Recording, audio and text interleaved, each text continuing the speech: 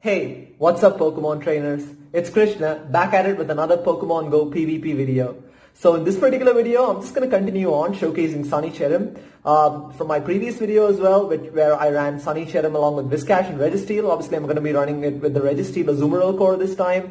So before we get started, I just want to thank you so much for clicking on this video. It means a whole lot to me. We've got a fun set of battles lined up, so I really hope that you enjoy the 10 to 15 minutes of however long this video is going to be. So hopefully it's going to be worth your time. And then I just want to preface this by saying that this isn't just a random set that I pulled out where I went 4-1. This is a team that I've actually had a reasonable amount of success with because I went 4-1 thrice, and then I went 3-2 a couple of times, and then probably 2-3 twice. I never went anywhere below that. I didn't go 1-4 or 0-5. Or the battle until you win scenario. So I think it's been a pretty successful set for me. So a successful team, I should say. Although I did only 7 sets of battles, which is not a large sample size, but it's still reasonable enough. So I know Go Battle League has been tough, hasn't it? I mean, Season 2 has been so much more tougher than we've seen in Season 1 or in preseason in similar ranks and rating ranges. It's been incredibly hard, right? It's been very hard to really, just going one set positive, and then you have the next couple of sets which are so difficult. So do let me know in the comments how your Season 2 has been going on. And if you've really tried, if you've been struggling, I would highly recommend sort of maybe giving this team a try, or maybe even trying Sunny Cherrim, because just to shake things up a little bit, go in with something that people are not probably going to be prepared for as much. So yeah, so without further ado, let's just get straight into these battles. Okay, moving on to the first battle right here. We are up against Biohazard. So I'm going to be leading Registeel in the set like I typically do in my Registeel Azumarill Meganium line. And I have Cherrim at the back. So we are met with a Shadow Victory Bell. This is actually a pretty favorable matchup for us, but even then, these Razor Leaves are so oppressive that they definitely add up. So as you can see right there, I'm going to be able to get off this Flash Cannon, and it should definitely go shielded because it's so glassy and it's pretty much going to one-shot the Shadow Victory Bell. So he's going to get off a Leaf Blade, probably made a mistake, should have maybe shielded that, but I decided to take the shield advantage in this one, which is actually a mistake, as you guys will probably see right here. So we have Shadow Victory Bell completely shredding my Registeel right here, which is, even though it's resisted, just look at the damage that those Razor Leaves does. Obviously going to come in with Sunny Cherrim, because obviously do not want to go in there with the Azumarill.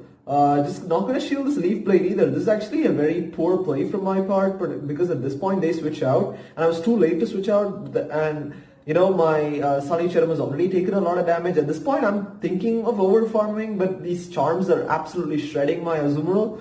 So at this point it's pretty much GG's because I don't even have an Ice Beam ready to go. This Shadow Victory Bell is absolutely going to shred me. So I just decided to put up a shield for the sake of it, because I know there's basically nothing that I can do from this point, and it's pretty much going to take me out right here. So I'm not even able to get to a Weather Ball. We go down with a shield, which is not great, but yeah, that's just the first battle. Made a few mistakes there, but we do definitely come back from this. So probably, in that situation, I probably should have just thrown the Weather Ball at Gardevoir because it's so glassy. Shadow version anyways. So we're met with an Azumarill. So here's how I play out the situation, right? With this team, whenever I have a Grass type at the back, I always try and maintain switch advantage, simply because if they lead with a Water or a Mud Boy, they're almost definitely going to have a Flyer in the back, and I don't want my Grass type, in this particular scenario, Cherrim, to go up against it. So I'm just going to go straight for the... Now they're going to get off the Hydro Pump. I don't know what I'm doing. I usually shield the Hydro Pump. I don't know why I didn't shield this. Typically that's my play. I don't know what I did here. It was kind of a strange decision to not shield that. But I'm anyway able to get off another Flash Cannon this time. So this is probably going to draw the shield if he wants to maintain switch advantage, which he does, which is a very smart play. So I'm just going to let it go, because even if I shield it, he's probably going to be able to bubble me down. So I'm going to come with Cherrim and gain a bunch of energy right here. We do encounter a little bit of lag, and then he comes in with Registeel. Now this is a clear confirmation that he does not have a Fire in the back, because he would have brought it anyways. And Registeel is not a Cherrim counter. It's going to get absolutely shredded by these Weather Balls. As you can see, before he's even able to get off Charge Move, I'm able to get to 2 Weather Balls Also because I'm ahead on energy, and that's a very dangerous situation for this Registeel. Because I have 2 shields, I'm going to shield this up. Now Sunny Cherrim can definitely tank a flash cannon and a focus blast. It's just that I shield it up because I want to preserve health on it. They make a nice switch into Haunter, which is fine because they're going to have to shield up whatever it is anyway. It's so glassy. So at this point, I'm just going to stay in this matchup simply because Cherrim is so spammy. And I'm going to shield this up. I have a CMP right there, and obviously Haunter wins CMP pretty much against everything. And this Weather Ball is absolutely going to chunk this Haunter. As you can see, it's not enough to take it out, but does about 60-70% of its health. It's probably just going to be another Shadow Punch because there wasn't enough time for it to get to another Shadow Ball. It's a Shadow Punch, and it's pretty much GG's right here because I still have full health Azumarill, and they decided to give up the match. So GG's, and we move into the 3rd battle right here. So that's one of the situations again. Even Haunter is not a bad matchup for Sunny Cherrim, even though you've taken a lot of damage from the Shadow Claws. You're going to be able to outspam Haunter, and pretty much with Haunters, they're going to have to shield up everything. So it's actually a pretty positive matchup. So we're met with a Bronzong right here. So this is an okay matchup simply because we can deal neutral damage with Focus Blasts. But they've got Bolos, which is going to be doing super effective damage against Registeel, but it's not going to do a whole lot, as you guys can see here. I'm not too worried about Bulldoze because even though it's super effective, Bronzong doesn't have a very high attack stack. As you can see, it does about 40% of Registeel's health, which is kind of okay. They shield up the first Focus Blast, so I'm going to go for another one right here. It's going to do some heavy neutral damage to this Bronzong because of the Steel Psychic typing on it. And at this point, I make a key mistake, right? I mean, I actually think this is a Bulldoze, but it ends up being a Psyshock, which is not ideal, but I'm just going to go for the Flash Cannon. I know I can maintain switch. We have even shields right now, and yeah, out comes Whiscash. This is not ideal because Whiscash is going to be able to farm me down for a ton of energy, and even if I do bring out my Sunny Cherrim, it's going to be able to have enough energy to get off a Blizzard, which is not ideal. I'm hoping that he shields, but he doesn't shield. Probably could have gone for Focus Blast, but I didn't think I would get to it. So I'm going to obviously go in with Sunny Cherrim because I want to maintain switch advantage.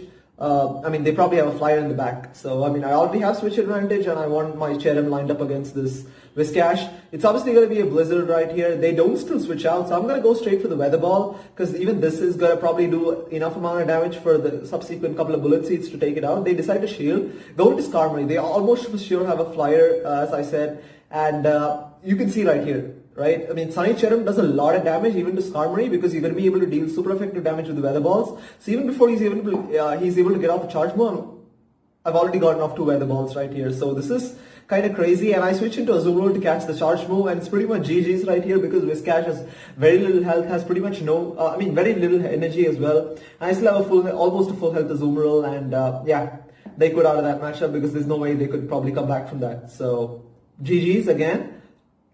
As you can see, I mean, Sunny Cherrim is probably one of the very few grass types that can do a substantial amount of damage to flyers, especially like the Skarmory. I mean, to be able to deal super effective damage against Skarmory is kind of crazy because with an energy advantage or with a shield advantage, Sunny Cherrim can actually beat Skarmory because those Weather Balls do about 40% of Skarmory's health. And as you can see, by the time I got off 2 Weather Balls, it was well into the red, which is why I think that's another really positive aspect of running it is that it doesn't get completely walled. So we're met with a Stunfisk. This is not a great lead for us. So typically what I do in this situation is because both my lead Pokemon and my Pokemon at the back are both weak to Stunfisk, I typically stay in with Registeel because I cannot bring my Azumarill because he can get off discharges and he's going to be able to outspam Azumarill to get to the charge moves, and the discharge is going to be doing super effective damage. Even though we're going to be able to deal super effective damage with Bubble and Ice Beam, it's still not really worth it, I feel.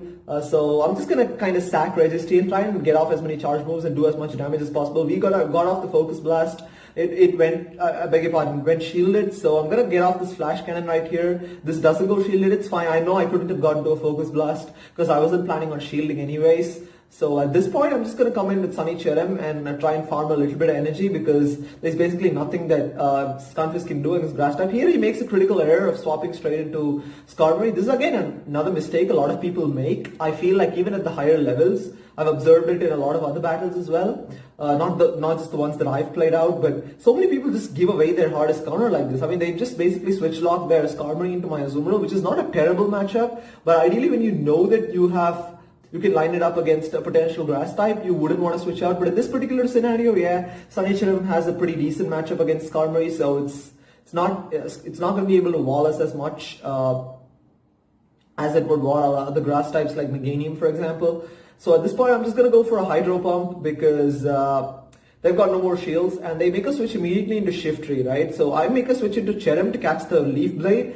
I didn't want to switch earlier because then I would have had to eat a Foul Play, and that would have done quite a bit of damage. I don't want to preserve shields because I know that Skarmory has a little bit of energy right there. It did retreat, probably has a Sky Attack loaded, which is why, and you can see there, Weather Ball does a significant amount of damage to Shiftry because it's so glassy, and that's another positive aspect of Sunny Cherrim is that it can deal a lot of damage to other potential grass types, right? It can absolutely shred other grass types, except for maybe Venusaur because it has access to Sludge Bomb. But even then, Weather Balls are going to be doing super effective damage. So like I said, Skarmory comes in with the Sky Attack. We have a shield, absolutely fine. We can farm this thing down with Bullet Seed. And out comes Stunfisk. At this point, I don't know. I probably could have gotten to the beam, but I don't want to risk it because we are getting low. So I'm just going to go straight into Azumarill, and then I know I'm very close to an Ice Beam, and I'm going to get it off. So this was pretty risky right here because he could have easily gotten off a Discharge, and it would have been kind of tricky to kind of play it out from that point. So got a little bit lucky there, but it's fine. I think we had that game for the most part anyway. So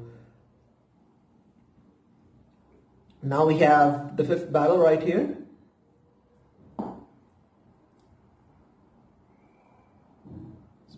And so yeah, I mean, it's been a pretty positive set as you guys can see. So we're met with this weird camera angle. We're met with the Melmetal right here. So this is a very annoying matchup because they're typically almost always going to go for a Rock Slide first, especially because he's going to fire it off so soon. There's no way he's going to throw Superpower here and then lower his attack and defense this early in the matchup. And I'm wary of the switch. I don't want him to potentially switch into an Azumarill to catch a Focus Blast or something, which is why I kind of stay in this matchup. Or I kind of hold my energy and wait till I throw my Focus Blast. At this point, I'm just going to shield. It ends up being another Rock Slide. I'm thinking this is a Superpower, but it isn't. It ends up being a Rock Slide. So no matter what, I cannot shield the next charge move because I don't want to go down a shield. Or I don't want to give 2 shields into my leading matchup. So this is probably going to be a Superpower because I already shielded up once. And yeah, it does a significant amount of damage actually. It does a ton of damage. He's going to get off another charge move. I'm going to have to shield this. It's going to probably be a Rock Slide. And I'm wary of the switch actually, but he actually doesn't switch out. This is massive for me because he doesn't have any shields. He could have easily switched out there and probably saved his Melmetal. And that I would have definitely lost the game right from there. And out comes Razor Leaf, Victory Bell. And I'm going to go straight into Sunny Cherrim because we have such a positive matchup. Again, I'm wary of the switch out to potentially something like an Azumarill to catch the Weather Ball or something. But does a ton of damage. Like you can see, I mean, it does about 80% of Shadow Victory Bell's health, which is crazy because Shadow Victory Bell is pretty glassy anyways. It's going to deal a lot of damage to it. And out comes Whiscash, and I could probably go for the beam, but I don't think I'll get there because Whiscash is going to be able to get off Weather Ball. I mean, Mud Bombs, and from that range, it probably would have taken us out, but it's fine because there's no way that Whiscash is taking out a full health Azumarill, even though he has slight energy advantage. The best thing he can do is really throw some Mud Bombs, but it's not going to be enough because he's almost in Hydro Pump range now, and it's almost going to KO this Whiscash. So again, this team combination really working very well. As you can see, it gets it very low, and he decides to give up the match. So that's like the 3rd battle in the set where my opponent actually gives up the match, and yeah, it's going to be GG's. So as you can see, we go 4-1 in this particular set, and we have a Lapras to catch. So yeah, I mean, that was a pretty quick, nice set right there. I mean, I did go 4-1, like I mentioned, in like 3 or 4 sets with this team, which is why I'm kind of showcasing probably one of the more interesting sets that I encountered. Obviously, I didn't have a chance to beam in Azumarill in this particular set. I have done it, and it feels really great because it can pretty much one-shot an Azumarill, which is no mean feat, right? I mean, it's kind of crazy. Okay, so let's head over to PV Poke and analyze Sunny Cherrim right here. It's surprisingly very low. I mean, it's ranked 128 on the Great League rankings for PV Poke, which is really surprising to me because, I mean, just look at the key matchups here. It beats Azumarill, Registeel, Swampert, Cresselia, Hypno, and also obviously other mud boys like Whiscash, Quagsire, etc., and potentially other grass types as well, something like a Meganium or probably even a Tropius, I think. No, maybe probably loses to Tropius, but he has so many key matchups right here. It has fantastic matchups against so many of the top Pokemon you're likely to see in the meta. So I'm really surprised it's so low ranked. Now, if you look at it, it obviously does have a few weaknesses. I mean, the foremost of which is the fact that it's kind of squishy. It's not probably as tanky as, say, Meganium is, but it definitely has a little more versatility in terms of being able to spam out those charge moves. And also, except for Altaria, it basically can at least deal neutral damage to everything else that you'll commonly see in the meta, right? Maybe an Alolan Marowak or a Charizard could be a bit of a problem, but you don't see those as common. So maybe Alolan Marowak is a little more common. So except for probably Alolan Marowak and Altaria, which resist all of Cherrim's charge moves, everything else is going to be able to hit at least for neutral damage, which I think is a really positive aspect because you're not going to get completely walled in any of those matchups. Now, am I trying to say that it's the best grass type that you can use? Absolutely not. Meganium is objectively the best grass type that you can find in Great League. There is absolutely no... Meganium is a class above, right? I mean, it's got so much bulk. It has a fantastic moveset with Frenzy Plant and Earthquake, being able to cover so many Pokemon in the meta, and it's just one of the best closers in Great League. In my opinion, it's probably the strongest closer in Great League, simply because it breaks that Azumarill Registeel core. Even though Sunny Cherrim does the same, it doesn't have the bulk like Meganium to be able to last long enough in a lot of those matchups. So definitely Meganium is the best grass type. I would probably rank Cherrim to be the fourth best grass type in Great League,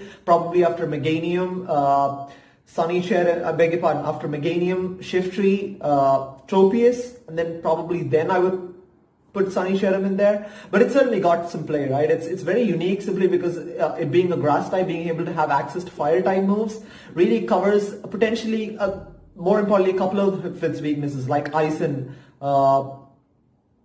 especially Skarmory weakness as well, right? So it's going to be able to cover a lot of that as well, which I think is a really positive aspect for it. So again, there are a lot of teams that you can run it with. Obviously, in my previous line, I ran it with Registeel and Whiscash. I obviously swapped in Azumarill for Whiscash because Azumarill is just a little more bulkier and gives overall better coverage against the fighters and the dark types. So I think that's one of the reasons why I decided to run this team. And typically with any Pokemon, if you just want to play it safe, you just want to put it along the Azumarill Registeel core, and you're good to go. So because those two are so bulky, and pretty much any new Pokemon can be tried along with this core. So it's definitely a great Pokemon to use, especially towards the end game. When shields are down, you can pretty much one-shot an Azumarill. Now, that's another thing I wanted to just showcase as well. I mean, to be able to one-shot an Azumarill is no mean feat, right? There's basically only one move in the game that one-shots an Azumarill, and that is Solar Beam. Even a Gunk Shot from an Alolan Muck doesn't fully one-shot an Azumarill. As you guys can see right here, we'll go into PvPoke simulations and go straight into Sunny Cherrim. Is this Sunny? Yeah. Okay, Sunny Cherrim into Azumarill. And I'm just going to take off this Weather Ball, going to eliminate shields, and you know what, we're going to go straight into battle. As you can see right here, it does 179 damage out of 184. Now that isn't exactly one shot, but Bullet Seed does about 6 damage. So it takes like a Solar Beam and a Bullet Seed to KO an Azumarill. So it's, for all practical purposes, you can say pretty much one shot set, which is no mean feat, right? Especially, there are situations where I had like a very minimum HP on my Cherrim, and then their last Pokemon is Azumarill, and can pretty much one shot it. So it can work great as a closer. It can destroy Registeel as well with multiple Weather Balls, because even in a no-shield scenario, it can get off. It takes 3 Weather Balls to take out a Registeel, and you can get to the 3rd Weather Ball before Registeel can get off a Flash Cannon, which is before Registeel can get off its 2nd Flash Cannon, I should say. So it absolutely walls it, and also can work great as a lead. Because it can draw the shields because of its spam ability. But the reason I run it at the back is because so many people like leading with flyers, and as soon as I see an Altaria lead, it's very hard to recover from that point, because they're gonna try and maintain switch advantage, and then from that point it's really hard to come back into the game, which is why I feel it like it's a little bit safer to have it at the back and then have that cushion of having Azumarill, which kind of protects some of its weaknesses as well. So that's it for this video. So I mean, I would highly recommend it. I would 100% recommend Sunny Cherrim because it's kind of unpredictable to a smaller extent. It's not the most unpredictable Pokemon there is, right? I mean, everyone knows what movesets it has. Obviously, I also didn't talk about the fact that it has access to Dazzling Gleam, which can deal super effective damage against Altaria. But typically, you want Weather Ball and Solar Beam just because of that coverage to that Azumarill Registeel core. Obviously, to address Altaria, you do have that Dazzling Gleam option, which also makes it a very viable option. So you could probably run it in place of Solar Beam, because Solar Beam does take a little bit of time to get to, as does Dazzling Gleam, but I would recommend going in with Solar Beam, but you can also have a potential, probably catch a few Altarias off guard with Dazzling Gleam as well. So that's going to work out pretty well. And yeah, I mean, just the fact that not a lot of people run it as much at the higher levels just makes it a little, a lot of people might not be ready for a Sunny Cherrim as much, simply because of the fact that it can spam all those charge moves. It can really throw people off because of its spam ability, which is why I think it can work well at times. Sometimes it can't, but I think I've had some reasonable success, and I'm pretty confident that it's gonna work decently, right? So again, of course, with Azumarill and Registeel, you're pretty much in a good position anyways. So it's still a pretty meta line because, I mean, Sunny Cherrim is slightly off meta.